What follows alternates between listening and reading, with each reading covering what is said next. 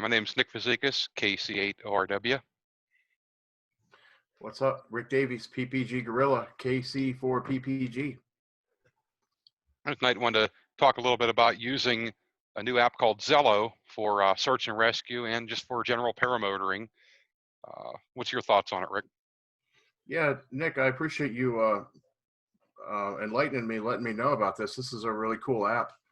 I've spread it out. Some of the guys in my group have downloaded it, and we've been working with it a little bit. I'm looking forward to testing it in flight, hopefully this weekend if the weather allows. It seems like a good resource. Yeah, definitely. If you get in the air, let me know. It'd be neat to make contact with you in the air and see how the audio is. I've been using it just in the amateur radio side with our local club. I've made a few contacts across it with a Bluetooth headset, and in the paramotor, not had a problem at all. It's be interesting to see what your setup runs like. Yeah, absolutely. Well, I actually connected my phone via Bluetooth to my helmet and talked through it a little while ago. We'll talk to you, and it sounded really good. So, those of you guys that don't know, Zello is an app that you put on your phone, on your iPhone or your Android phone, and it just works like a two-way radio. Push to talk, and transmit and talk to the guys in your group like that. So you can make separate groups. Like Nick started a airborne search and rescue group, and we have about 6 or 8 guys in that now. And you can talk to all of them anywhere in the country, anywhere in the world. One of the nice features I like with this app, unlike a lot of them where you just have a radio, is with this you can also send pictures directly across the network and also send your location. So you could actually click on your screen, hit drop pin, and send it to everybody in the group, and they can actually look right on Google Maps by clicking on your pin. It'll show exactly where you're at. Yeah, that's awesome. I mean, just for flying, even not really for search and rescue, but guys use the intercom system on the Cena, and they're not really very dependable. I have some guys that'll set up a group call on cell phone. You can do this, and your push to talk button is right there on the screen on your phone. Or, as Nick showed me, there's a remote or a few different remote push to talk buttons where you can mount it on your throttle or on your wrist or on your strap or your harness, and it makes it pretty sweet. Yeah, I've been using a remote control both in the vehicle and just on my throttle on the paramotor, and it works great. It's Bluetooth connected, and that way you have dark screen capability, which, if you don't know what that is, if your screen goes dark on your phone, you have to click it to open the screen up to use Zello. If you have one of these Bluetooth devices, the minute you click that button, it transmits without you having to touch the screen or even look down at your screen, and you'll get the transmit tone in your ear when you key up, so you know it's transmitting. That's nice. So you can still be using your PPG, GPS, or Fly Sky High, or any apps that you use when you're flying. Yeah, you pretty much have any app you want open at the same time, and it's not an issue. And you could even, if you wanted to run multiple phones, you could actually load this on an older phone, and then as long as you have Wi-Fi capability on your main phone, you could transfer Wi-Fi over and use it that way. Oh yeah, true. Use it like a hotspot. Yeah, to your new phone, to your actual cellular connected phone. Yeah, I've had a few people that we use it for, just search and rescue stuff in amateur radio even, and they didn't want to have too many apps on their phone. So what they do, they just use a hotspot on their phone and tie it over, and they use a tablet generally for Zello, because a lot of the guys that are driving in vehicles as part of their part want the larger maps and want to be able to look at everything that's going on. It's more of a command console. Oh yeah, yeah. You have some pretty unique radios. I'm interested in those. Tell me some more about those. Yeah, this is what's called an R Finder. It's actually a DMR radio used for amateur radio, but it's also a built-in cell phone. So you have all the features, and rather than having to actually touch the screen, I have a PTT button on the side I can touch. So it makes a little nicer setup. They're a little pricey, but you also do have a UHF VHF radio in your hand also. Oh, nice. Yeah, yeah. So it's not just a phone; it's everything in one. Yeah. And what was the other one that you showed me there? Yeah, my other favorite model is this right here. It's a box chip S700A. Same idea. You can get these in UHF, VHF, plus having Zello and the cell phone built into it.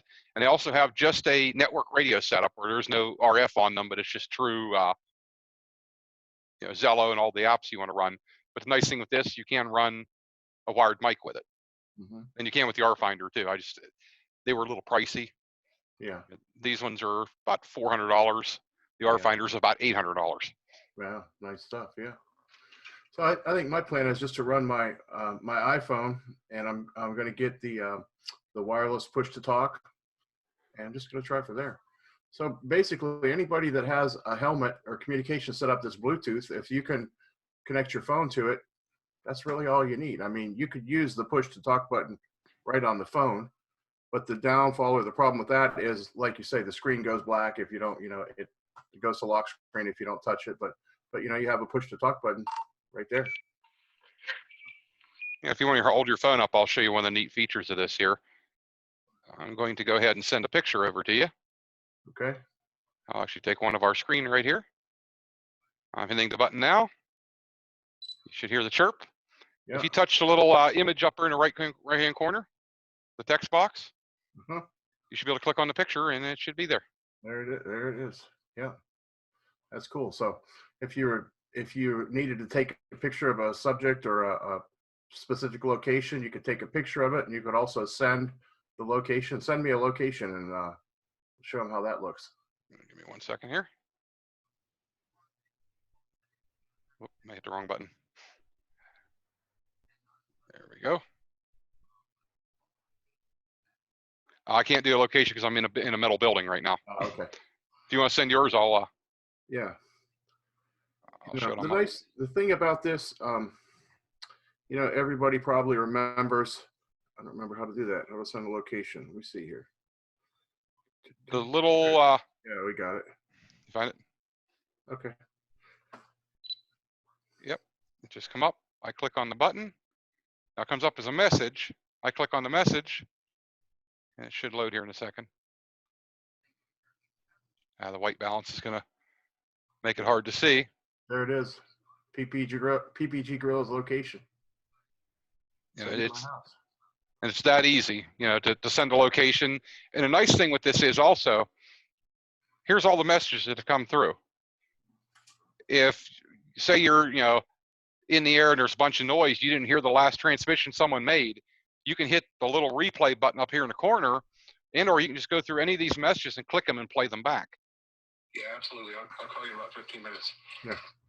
Yeah. KC8ORW, there, Nick? Yeah. KC8ORW, you there, Nick? Very cool. You can go back and hear all the messages. So it also makes it's another nice feature. Say you're doing a search and rescue, and you have 8 or 10 guys out there.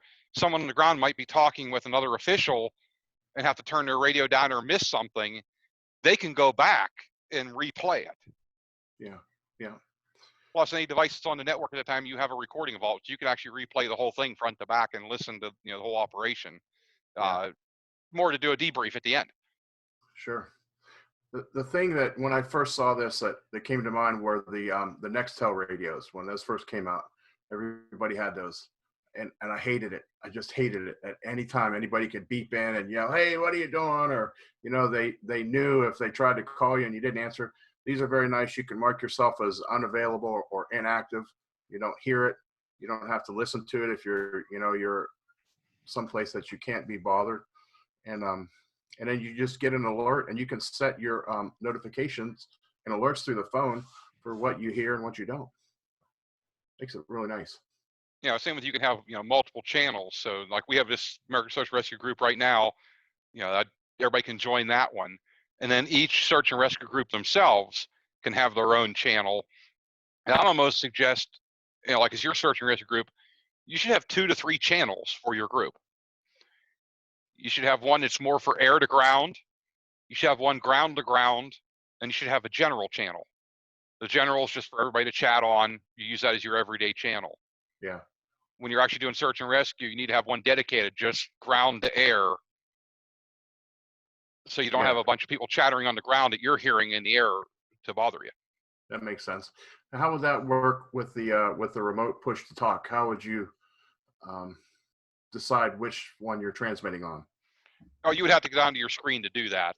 They do have some remote switches where you can switch them, channel A to B, but say you're the pilot in a search and rescue operation, you're probably going to want to be on the air channel and talking to whoever's commanding you on the ground.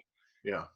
And then that person could have multiple channels they're on, if it's on multiple devices or even on one device, so they can pass traffic on to the next person. It's a lot easier for them to scroll through and change groups and change channels than it is for a pilot in flight. Yeah.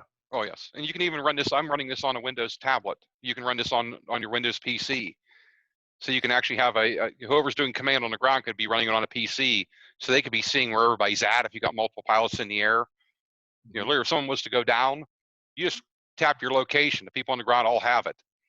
Yeah, yeah, that's cool. Yeah, I'm looking forward to trying it. Looking forward to testing it in the air.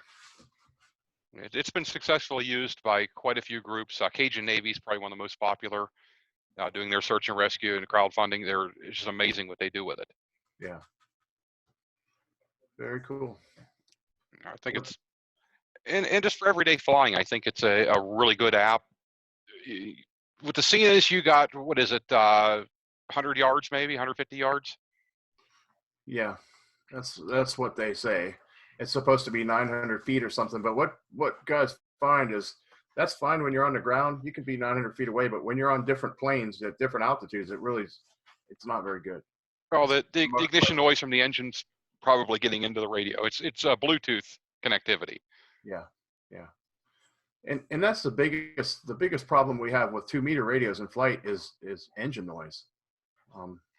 2-meter and aviation radios, but it's a battle when you have a 2-stroke engine, right back here, right behind you, and your antennas are usually right here on your chest or on your harness. There's just so much noise and interference. It's difficult. Yeah, that's the other thing that gets me with this app. It's nice because you have a lot of people that are using 2-meter and 440 radios that are not hams. They haven't got their license. And what they don't realize is when you're up at 1,500 foot or 2,000 foot with a 5-watt handheld, guys are hearing you thousands of miles away. Yeah, yeah. You're not just talking to your neighbors down on the ground. You're, getting into transmissions that are out there. Yeah, yeah, that's right. That's right. No license required for Zello. Yeah, it's a nice, one of the nice features of it. No license required. I always do ask, just among the groups I've been with, because we have an international radio club that uses this, and we've always had a rule that we have hams and non-hams on there. We always ask people to put their name and their ham call sign if they have one, so at least we know if you are a ham, the other way to get a hold of you. Mm-hmm. Yeah. Yeah. Very good. Looking forward to it. Looking forward to trying it. And there's quite a few other groups. A lot of ARES and React groups are using this, so we'll probably be in line with them as far as if you do go to a disaster zone or search and rescue, you're working with police, fire, they're used to this app. Good. Quite a few fire departments are starting to use it now as a backup. Excellent. Yeah, that's good. This is a little video to show you how to set up Zello. Use a regular Android tablet. You'll open up Android Market. Type in ZELLO. It should pop up Zello PTT Walkie Talkie.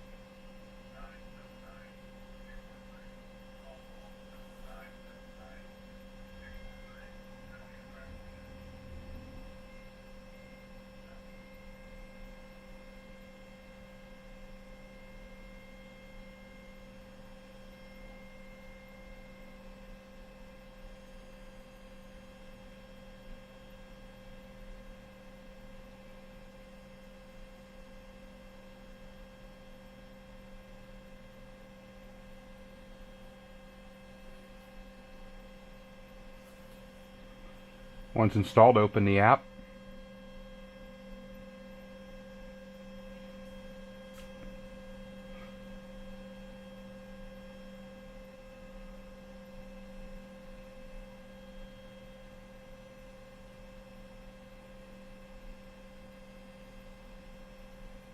You're going to have to click sign up if you don't already have an account. You have to create a username.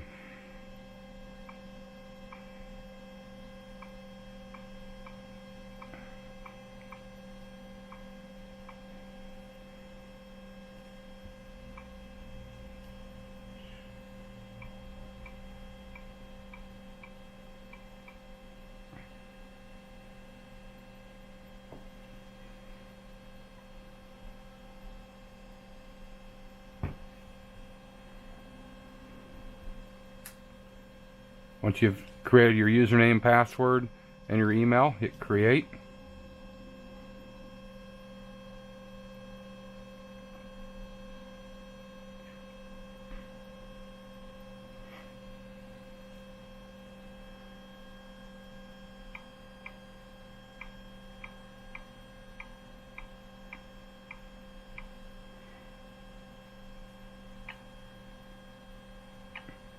You can fill in the About Me section if you'd like to. You can also put a custom picture that will show up on everybody's screen when you're talking to them. Now we're going to add our channels. Click on Channel. Click the little blue box down here in the corner. Click Find a Channel. We're going to add the ASAR National. And you just start to type ASAR. You should be able to search it. It's right down here in the corner. We'll click on that.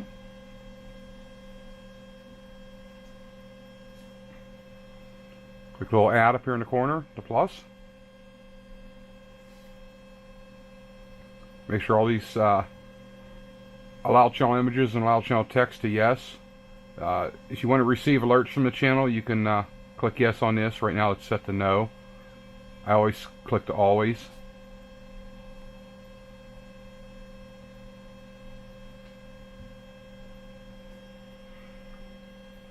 And now you're set up on the channel. If you press on the circle, it'll key the radio.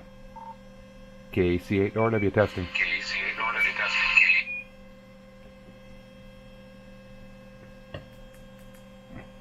Just a little demo here. I'll hit the button and KC8RW. KC8RW testing on the other radio.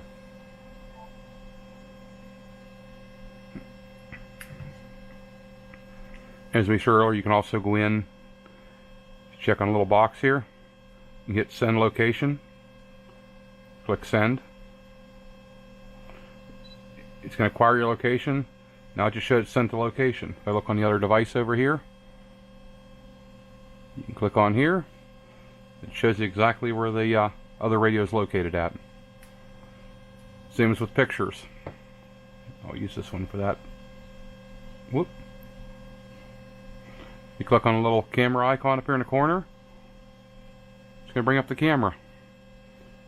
You can take a picture. Hit check mark on the send box. And it sends through. Anyone else on the channel will see the message. Can click on it. Be able to see the picture that you just sent.